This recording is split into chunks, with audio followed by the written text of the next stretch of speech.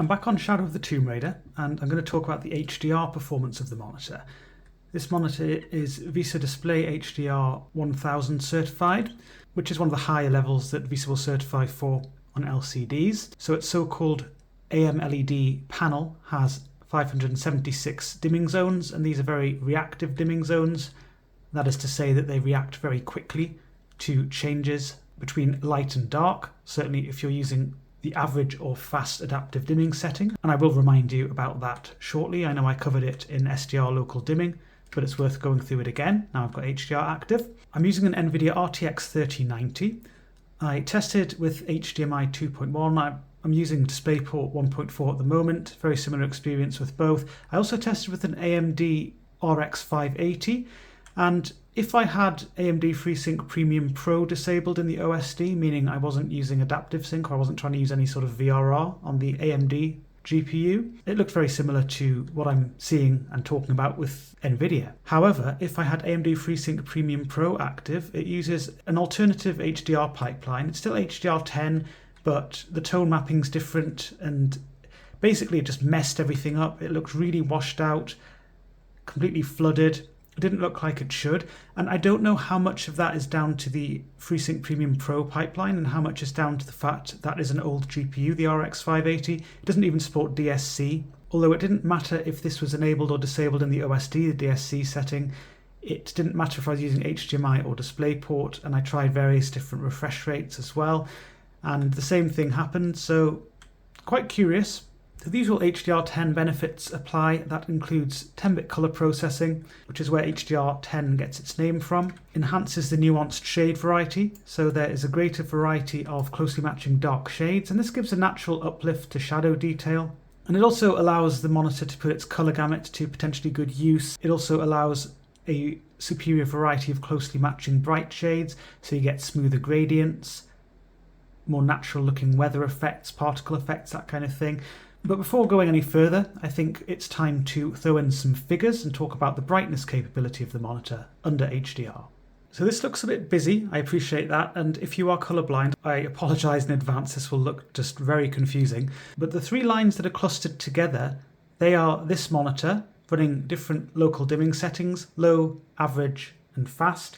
So low is navy blue, average is purple, and fast is green, and these three lines end up as the highest value recorded on this chart. The other lines is a light blue line which shows the Samsung Odyssey Neo G7 using its high local dimming setting, and the orange line shows the Dell Alienware AW3423DW using its peak HDR 1000 setting, and this is similar to other QD OLED ultrawides. What you can see if you focus on the X32 FP's lines for the low, average and fast, there aren't really dramatic differences recorded here between the different settings. The biggest differences occur at 25%, and by the way, the percentage at the bottom, that refers to the white patch size. So if you're not familiar, this test works by having a white rectangle in the middle of the screen, which is pure white, under HDR, and it's surrounded by pure black. And that rectangle is various different sizes, so it covers 1%, 4%, 9%, 25%, 49%, or 100% of the pixels. So when it's 100% of the pixels, the entire screen's white, there's no black. And also the 100% readings here are actually sustained readings, so these are taken after 30 seconds, rather than just being peak readings. Although with this monitor, there wasn't a huge amount of difference either way, whether they were peak or sustained. But you have to remember that actual content will have a mixture of shades, various different depths, and there are other differences, as I pointed out in the local dimming section, between the low, average and fast settings. You'll see with this graph that the monitor gets progressively brighter as more white is displayed on the screen, or if you're thinking of real-world content, as more bright shade is displayed on the screen. The reason for that is that the monitor's local dimming algorithm dark biases very strongly. So that means that when there is a mixture of dark and light covering a dimming zone, it has to make a compromise one way or the other. It can brighten up the zone a lot, but that will compromise the depth of the darker shade, or it can dim the zone a lot, which will help with the depth and the atmosphere, but at the same time it starts dragging down the brighter shades, and it can also drag down medium shades. Again, I explored this in the SDR local dimming section, and I will explore it more a little bit later on in this section. But as bright shades dominate, you can actually see an advantage to the X32 FP compared to the other monitors. The reason that the QD OLED dims is because it has AVL, automatic brightness limiter. There are power limitations. It draws more power as more pixels become very bright. So it just dims the screen where bright shades dominate. The Samsung Odyssey Neo G7 and the G8 for that matter, they have a similar thing actually. They have power limitations, which is actually a bit odd to see on a mini LED monitor. But you can see that the Samsung Odyssey Neo G7 peaks at 1356 nits. That's what I recorded. Very impressive indeed at a 4% window. But at 25%, it's pretty similar to the Acer. And beyond that, the Acer has a clear edge. So what does this all mean in practice? Back to some gaming. Here there are a mixture of medium and darker shades. And even here I can notice the dark biasing. So some of these medium shades are dragged down. They look a bit duller than they should. But the depth of the very dark regions is quite impressive. And the dark biasing also drags down my crosshair so it doesn't create an obvious halo around it. Where there's dark shades, there is a halo. So for the dimming zone that the crosshair occupies, that is brighter than the dimming zones showing the black cracks in the rock or the shadow detail elsewhere. The same with the HUD element. That might be a bit clearer on the video actually. You can see a halo around it, but it's not as bright as that halo could be if the monitor was bright biasing more and therefore made those bright shades brighter. But the scene definitely isn't as impressive as it would be on an OLED where you have per pixel illumination. On the Acer you've only got 576 dimming zones spread across a 32-inch screen. That is a relatively small number. With an OLED monitor, you've got millions of dimming zones.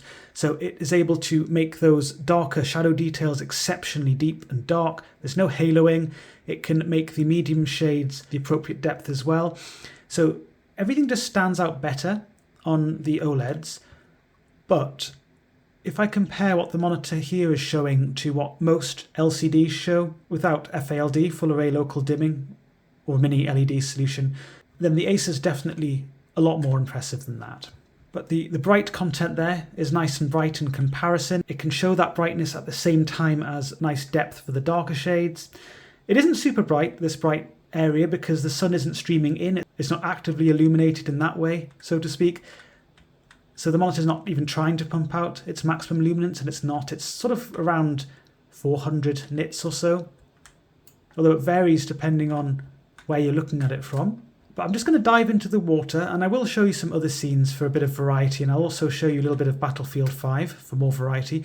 But I do like this scene here for testing out monitors in HDR, and actually Tomb Raider in general is a good game. It has a good HDR implementation which is able to really test the HDR hardware in the monitors. That glint on the water is nice and bright. I measured just shy of 700 nits, so there is actually still some dark biasing. The monitor's not just going crazy, and if you think about it, this particular glint isn't exactly filling up a huge amount of the screen, and it's surrounded by somewhat dimmer shades, sort of medium shades. So the monitor does have to dark bias here, so it's not put to its full potential for this glint, but it's still nice and bright, nice and eye-catching. The darker shades there have good depth to them, but again the dark biasing kind of muddies things a little bit or makes them a bit duller than they'd ideally be. There should be a little bit of extra brightness here. It's not too bad in this scene, to be honest. And again, I'd just like to stress that the overall look is vastly better than most LCDs under HDR. And the 10-bit colour reproduction really helps the nuanced shade variety, as I mentioned just before. That doesn't just look like a giant ball of light, it's just quite bright, which is why it looks like a giant ball of light on the camera. But you can actually see nice smooth gradients for the mist around the waterfall and the rays of light. And just because you're running HDR, it doesn't mean that all gradients are going to be nice and smooth. It is up to the game developer to actually implement it properly, so some games show this better than others, and some elements in games show it better than others as well. I'm on another scene, and the glint on the surface there is pretty bright. I wasn't actually able to measure this because it's too much of a small bright area to properly cover the colorimeter sensor area, so you can't get an accurate reading of this, and it's shimmering a lot, it's moving a lot. But this scene is quite a bit more impressive actually on the QD OLED monitor, the AW3423DW, which is a monitor I use for my own enjoyment actually for gaming quite a lot, and I use it as a reference monitor, so I like to compare other monitors to it. It's still nice and bright, and the surroundings are relatively dark. However, it has a little bit of a slightly foggy look here, and that's because it's not just trying to show pure black, it's a mixture of medium and dark shades. So the shadow detail isn't anywhere near as deep as it is on the OLED. It just doesn't have that level of precision. But the local dimming certainly does its thing. In fact, I'm just going to disable adaptive dimming just to really reinforce this point. So now it's completely flooded, it looks absolutely terrible. The whole scene just doesn't look like it should at all. So be under no illusion. The comparison with the OLED is quite a cruel one, but this monitor still does pretty well in this scene, really. And I've actually seen some monitors dark bias far too much in this scene, so they'll detect that there's a small amount of dark content and then they'll just pull everything down a lot. This monitor doesn't do that as much in this scene, so I've definitely seen massive masking of detail from some of the mini LED monitors I've used, some of the VA models. The Philips Evnia one I looked at recently was an example of that. That's the mini LED VA model, by the way, not the QD OLED. That sort of just masked all of this detail. It was dark biasing like crazy. So the Acer certainly does better in that respect here. And like I said, just in general, does a decent job in this scene. I'm on another scene, again on Shadow of the Tomb Raider. If you watched the SDR local dimming section of the video review, then you probably know what I'm going to show you. I'm going to talk about the different local dimming settings. Remember, I'm using average at the moment. Again, this scene is more impressive on the QD OLEDs. It's actually quite a torture test for a mini LED backlight solution because there are some really small bright elements surrounded by dark to medium shades. So the precision really isn't there to do full justice to this scene. Around the embers there, for example, you'll be able to see halos, and if you move it can look like a kind of flickering effect. This isn't too bad with the average setting. You can also see it a bit around the blue lights in the background there. See a kind of flickering. That's just because the dimming zones are transitioning very quickly between the brighter and darker state. The monitor could technically get around this with some other tuning of the algorithm specific to certain shade combinations like this, but I'm not really sure how easy that is on a technical level for them to implement. It is quite typical to see this kind of behaviour with mini LED solutions, unless they're just very, very heavily dark biasing. Just to quickly mention the Samsung Odyssey Neo G7, because I included that in the graph. That did better in this particular scene. It does have twice as many dimming zones. It has a natively stronger contrast panel, and they tuned the algorithm a little bit more carefully for these mixtures of shades, where there are bright shades and there aren't dark shades surrounding them, they're just medium shades or medium to dark shades. It just didn't have the same kind of transitions going on. It's scenes like this why I don't like the fast setting. I can see straight away that the bright elements are brighter, so it's dark biasing less, and that flickering I was talking about becomes really pronounced. I'm not sure how this will look on the video, but it basically becomes much more eye-catching. I didn't find this bothersome in general with the average setting, but there were various scenes for HDR video content and for HDR game content, or if I'm just using SDR local dimming, where I felt that the fast setting was just a bit distracting. And yes, the average setting does have a bit of this flickering, as I mentioned, but I just don't find it as annoying. So what about that low setting then? It's hard to show this in the video. It doesn't flicker, but there's a little bit of trailing actually around the brighter objects, and that's just because the zones aren't transitioning as quickly. I would recommend trying all of these settings, by the way, and picking the one you prefer, but my preference is average. I'm going to stick to that for the rest of this video, except when I occasionally want to turn it off just to show you the comparison. In fact, I'll do that now. I'll turn it off. So yeah, you can see that the atmosphere has been completely destroyed. I mean, this scene is supposed to look a little bit foggy because it's got smoke from fireworks and it's just that kind of atmosphere they've tried to build up, but it's not supposed to look like this. Much better. I'm on Battlefield 5, I'm running HDR, and this is a scene I like for testing the brightness capabilities where there's a reasonable amount of bright shades start to dominate. As you can see, it's still a mixture of shades, it's not just covered with bright shades everywhere, but there are some nice bright highlights, and there is certainly a sufficient amount of bright shade here to make the ABL, automatic brightness limiter, kick in on OLED monitors, and also a bit on the Samsung Odyssey Neo G7. On this monitor though, it does pretty nicely. The sun there is really nice and bright. Again, it's not super bright, there's a bit of dark biasing going on, but It's a little bit brighter than that glint I showed you on Tomb Raider actually. This is closer to 800 nits. So not quite at the peak of the monitor, which was closer to 1200 nits, but still nice and bright overall. It isn't as impressive as I saw on the PG32UQX. That was able to really push the brightness out extremely well here. So even if I was sitting in a brighter room, it was really eye-catching. And the glint of light on the ice here as well. On this it's quite subdued compared to what I saw on the Asus. The sky though has a quite nice luminous quality overall, and the clouds have a quite nice silver lining. So just in general, not as much pop to these bright elements as I have seen, but certainly a livelier look to this scene than OLEDs provide, and also than the Samsung Odyssey Neo G7 provided. And the monitor is still able to give nice depth for the darker elements, and it doesn't really dark bias too much here because there's a mixture of nice bright shade around these trees and the rocks. So it's a suitable mixture where the algorithm actually works quite well. Back on Shadow of the Tomb Raider, and I showed you this under SDR.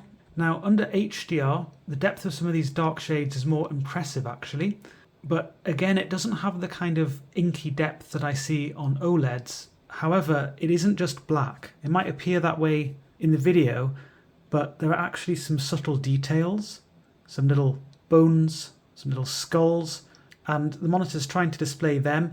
So again, some mini LED solutions dark bias really strongly here, so they almost shut the backlight off completely. The Acer isn't doing that here. It's certainly dragging things down, and actually again there's dark biasing going on, so some of these subtle details aren't as visible as they could be. It certainly doesn't have the same look it does on an OLED again, I just have to stress that.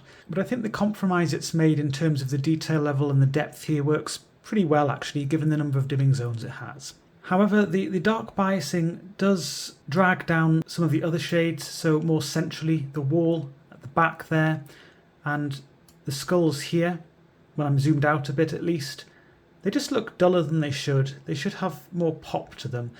So it really is pretty heavy with its dark biasing, I have to say. But even so, you can see some haloing, so around where it said Tree of Life there, you could see that, around that campfire icon, and again around those HUD elements towards the bottom right. But the dark biasing does mean that these are dragged down a bit, so the haloing isn't as intense as it could be.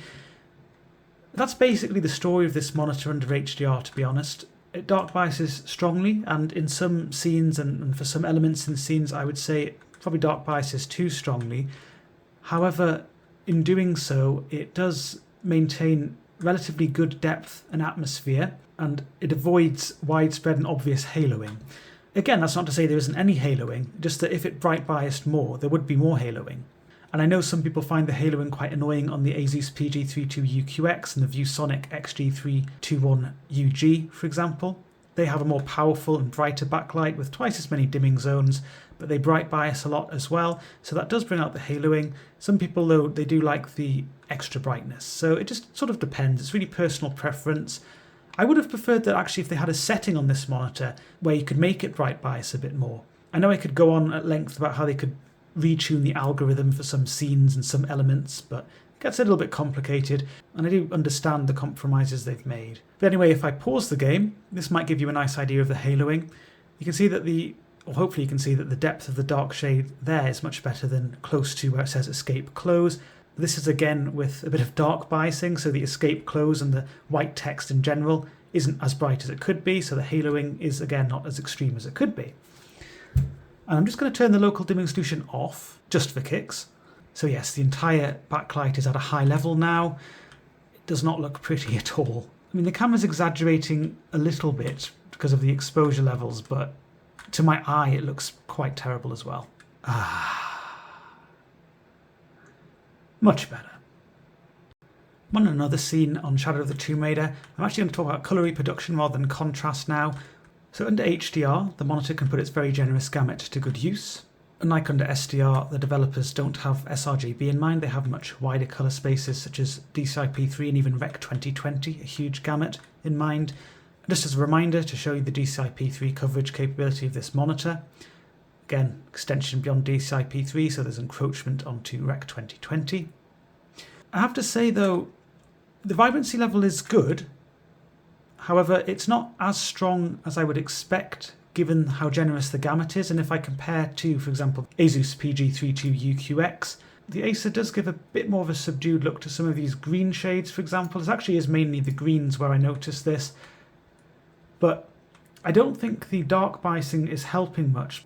It is dulling some of these shades down a little bit. They should be a bit brighter.